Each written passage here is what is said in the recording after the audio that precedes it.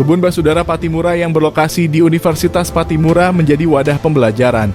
Berjalan selama 3 tahun, perkebunan ini tidak hanya diperuntukkan untuk mahasiswa dalam mendukung aktivitas akademik.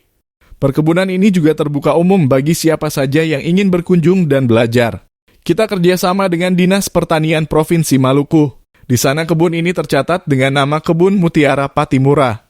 Namun karena kebijakan baru sehingga namanya diganti menjadi Kebun Basudara Pattimura.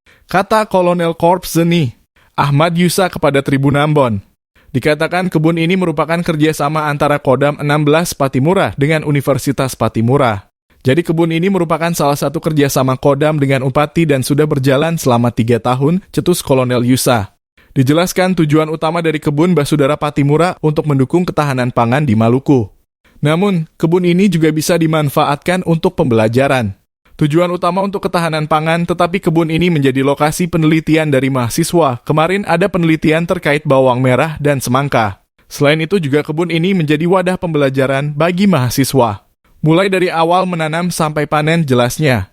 Dan siapa saja bisa datang jika ingin belajar tambahnya. Kebun dengan luas kurang lebih 2 hektar itu ditanami berbagai macam tanaman.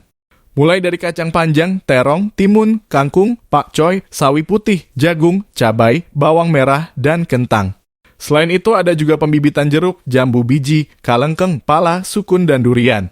Hasil panen selalu dijual murah kepada warga sekitar termasuk kepada mahasiswa.